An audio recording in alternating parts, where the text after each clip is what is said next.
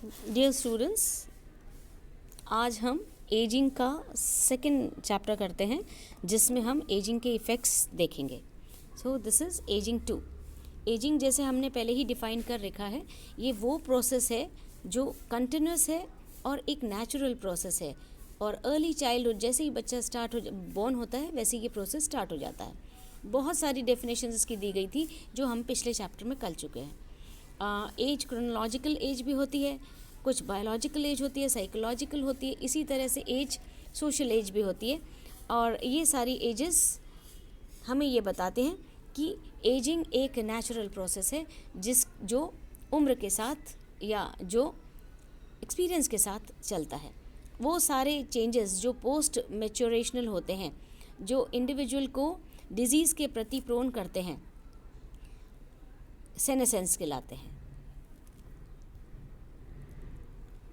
अगर हम as 75 years का कोई व्यक्ति लेते हैं, उसको 30 साल के किसी व्यक्ति की एज से तुलना करते हैं, तो हम देखते हैं कि उसके अंदर 92% वेट ब्रेन का, 82% वेट बेसल मेटाबॉलिज्म का, 70% किडनीज का फिल्ट्रेशन रेट, 43% ब्रीदिंग कैपेसिटी और बहुत सारे डिफरेंट और फिजियोलॉजिकल चेंजेस प्रभावित होते हैं, जिसकी वजह से एक 75 और एक 30 ईयर्स के व्यक्ति में हम डिफ्रेंशिएट करते हैं। A person loses much of his capacities at the later ages. तो हम डिफरेंट तरह के चेंजेस इस चैप्टर के अंदर स्टडी कर देंगे जिनको हम फिजियोलॉजिकल चेंजेस में ले सकते हैं। सो बहुत सारे चेंजेस हमारी बॉडी को इफ़ेक्ट करते हैं एजिंग के साथ साथ, और ये सारे चेंजेस 4 पार्ट्स में हम डिवाइड कर सकते हैं। पहली तरह के चेंजेस हम कहते हैं सिस्टमिक चेंजेस या दैहिक चेंजेस। ये वो चेंजेस हैं जो एक इंडिविजुअल के ऊपर अपना इफ़ेक्ट बताते हैं, जिसकी वजह से कोई एक व्यक्ति प्रभावित होता है। दूसरे एक्स्ट्रा सेल्यूलर चेंजेस हैं। एक्स्ट्रा सेल्यूलर चेंजेस में वो सारा भाग आता है जो सेल के बाहर होता है। सेल कुछ प्रोडक्ट्स देती है जो उसके बाहर जा कर के अपना काम करते हैं, और बढ़ती एजेस के साथ इन सेल प्रोडक्ट्स में चेंजेस आते हैं, जिसकी वजह से एक्स्ट्रा सेल्यूलर चेंजेस होते हैं। तीसरी सब सेल्यूलर चेंजेस, ये वो सारे चेंजेस हैं जो कोशिकाओं के अंदर प्रेजेंट डिफरेंट भी ऑर्गेनील्स हैं या अंगक हैं, उनको प्रभावित करते हैं, जैसे गोल्गी बॉडीज़, माइटोकॉन्ड्रिया वगैरह वगैरह। ये सारे सब सेल्यूलर चेंजेस हैं। और last category of changes are molecular changes या बायोकेमिकल चेंजेस, जिसके अंदर हमारे बॉडी का प्रोटीन कंपोनेंट, डीएनए, आरएनए और मैक्रोमोलिक्यूल्स ये सब इंक्लूडेड हैं। सो वर्चुअली हम कह सकते हैं कि पूरा बॉडी एज के साथ चेंजेस अंडरगो करता है, और ये चेंजेस बहुत नेचुरल तरीके से अगर इंसान ले लेता है तो ज़्यादा दिक्कतों का सामना नहीं करना पड़ता।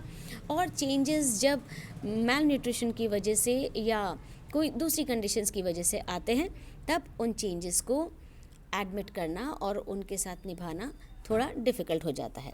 नाउ सबसे पहले हम पढ़ते हैं चेंजेस जो एक बॉडी के अंदर स्किन में आते हैं। तो बढ़ती उम्र के साथ साथ हमारी त्वचा में भी चेंजेस आ जाते हैं। वो स्किन जो बचपन में या जब हम यंग होते हैं तो काफ़ी चमकदार होती है, कसी हुई होती है, टाइट होती है, ये एज के बढ़ने के साथ साथ ढीली पड़ती है और इसमें झुर्रियाँ पड़ जाती हैं। झुर्रियाँ पड़ने का एक्चुअली कारण कोलेजन नाम का एक प्रोटीन होता है जो त्वचा को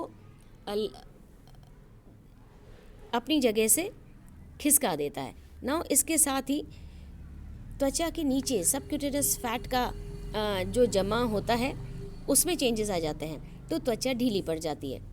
ढीली पड़ने के साथ साथ ये पतली हो जाती है, तो पतली स्किन ज़्यादा प्रभावित हो जाती है सर्दी के अंदर या वेदर के चेंजेस के द्वारा।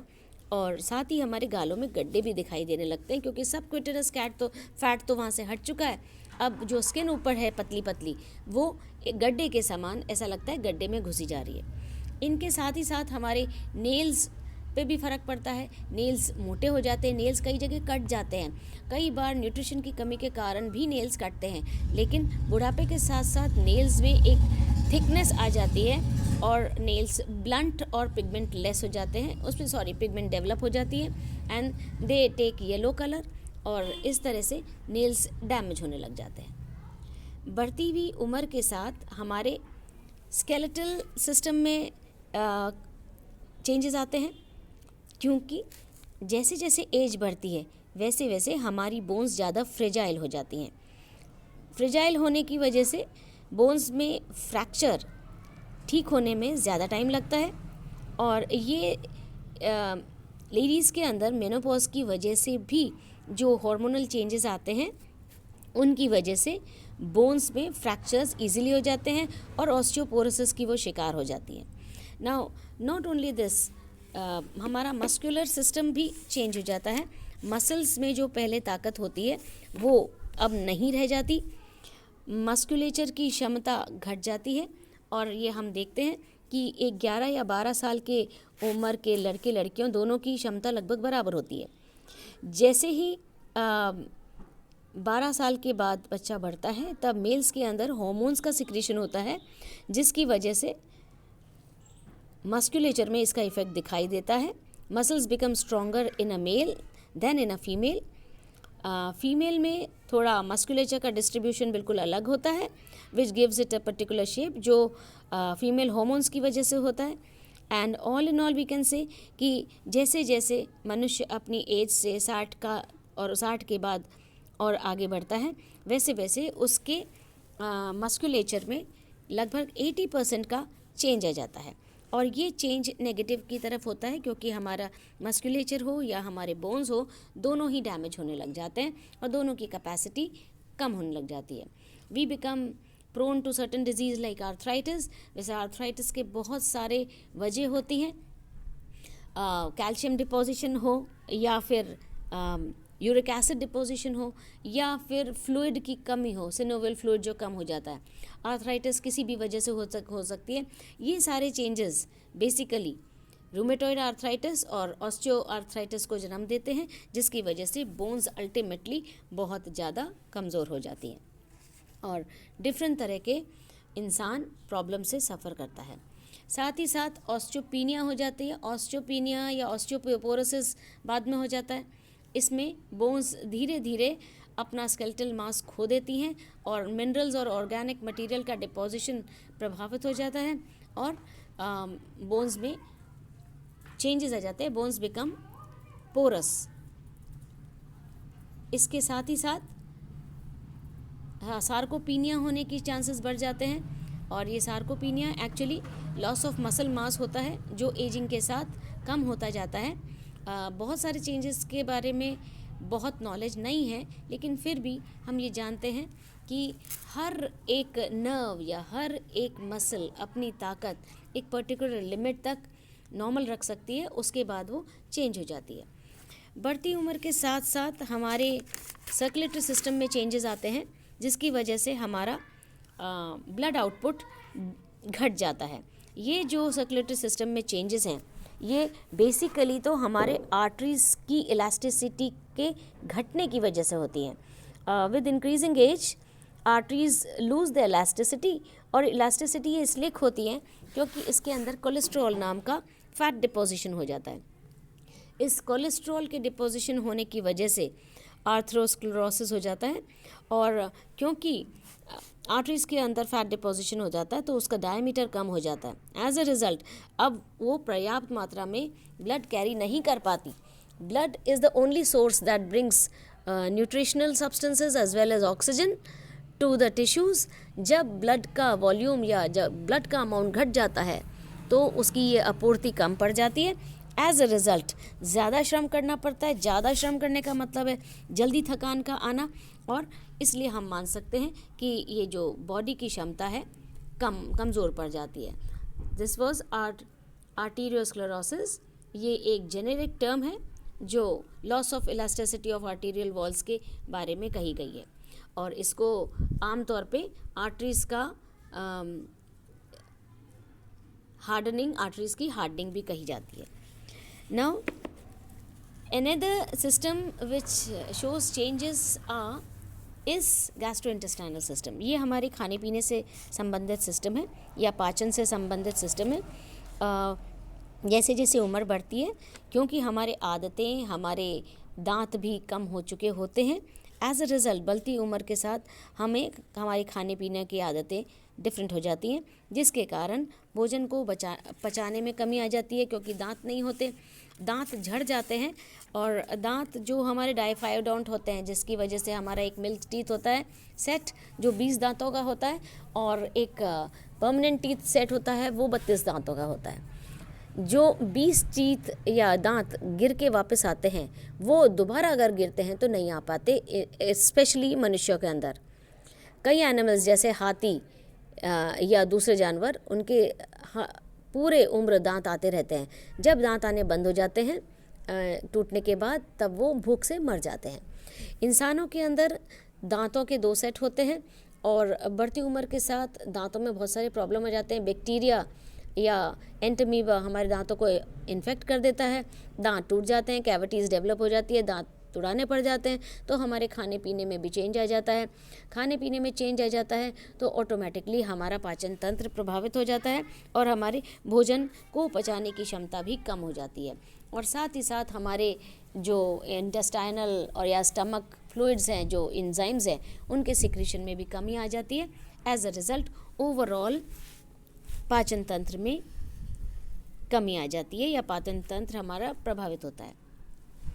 बढ़ती उम्र के साथ रेस्पिरेटरी सिस्टम में भी चेंजेस आते हैं, क्योंकि हमारे जो टिश्यूज़ हैं, जहाँ से हवा जाती है, ऑक्सीजन हम अंदर लेते हैं, वो सारे टिश्यूज़ या एयरवेज कम इलास्टिक हो जाते हैं और टाइट हो जाते हैं बढ़ती हुई एज के साथ। और इन टिश्यूज़ के टाइट होने की वजह से हमारी एल्वियोलाई की कैपेसिटी बहुत चेंज हो जाती है, कम हो जाती है, क्योंकि मेहनत ज़्यादा करनी पड़ जाती है।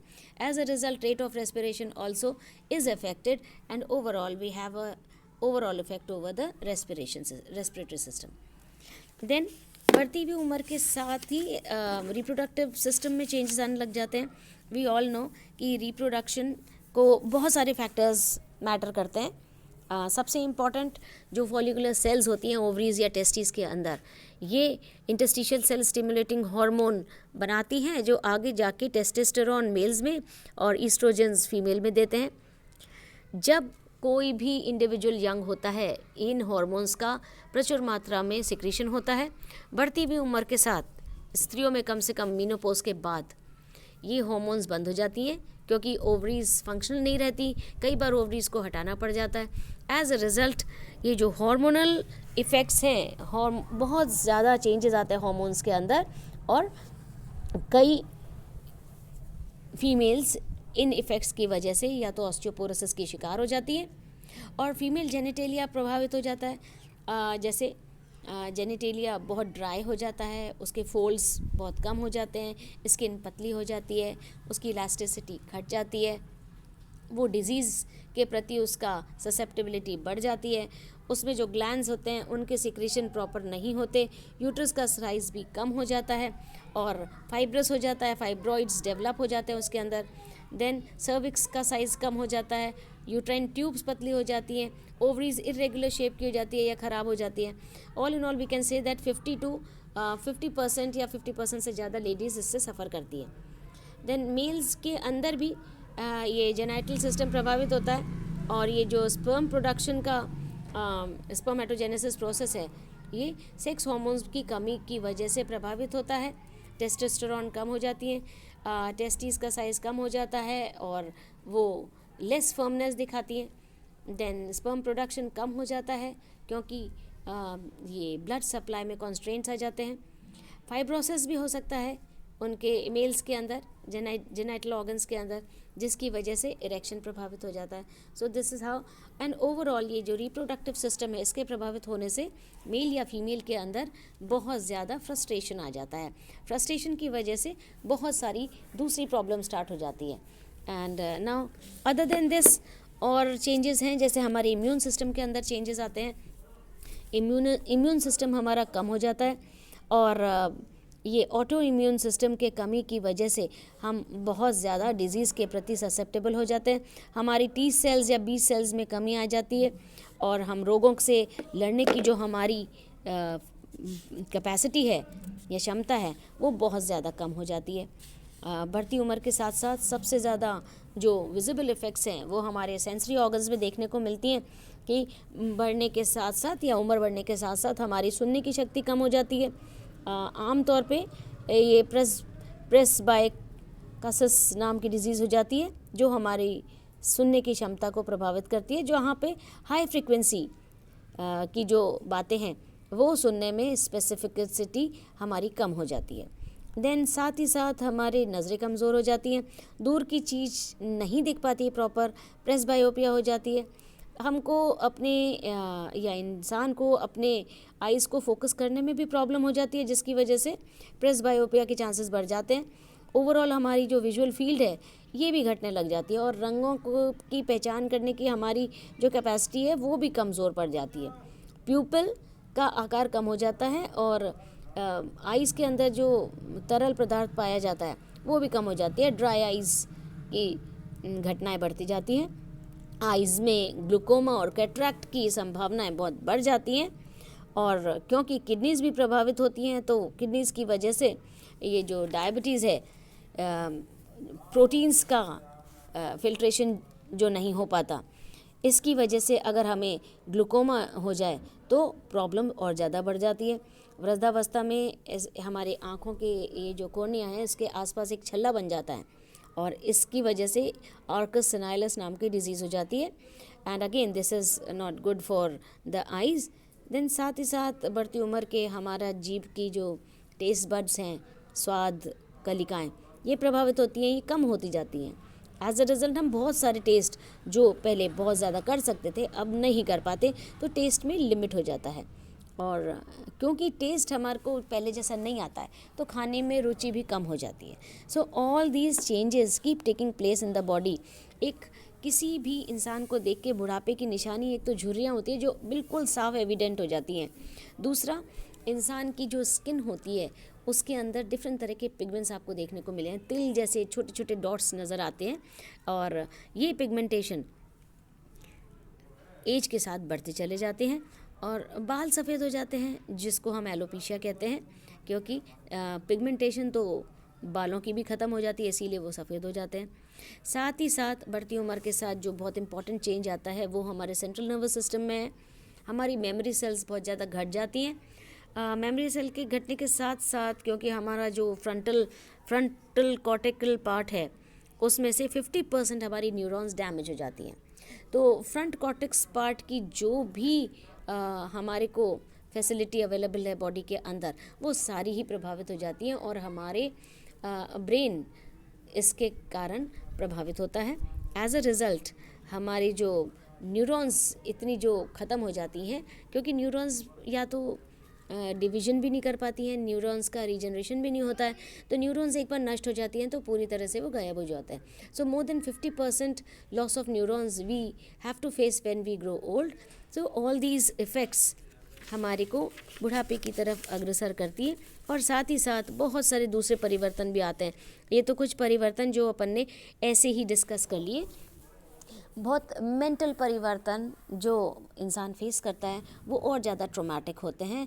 The person becomes much more frustrated, and अगर उसको ठीक से देखा जाए तो हम बूढ़े व्यक्ति की अच्छे से देख रेख करके उसको सपोर्ट कर सकते हैं।